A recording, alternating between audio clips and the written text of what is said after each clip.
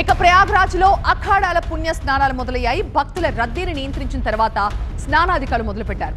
సంగం ఘాట్ కి మొత్తం 13 అఖాడాలకు చెందిన సాధు సంతువులు చేరుకుంటున్నారు.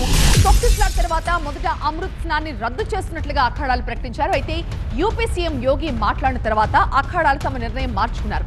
సంగం ఘాట్ లో అఖాడాలకు చెందిన సాధువుల స్నానాలు మొదలైనట్టుగా తెలుస్తోంది.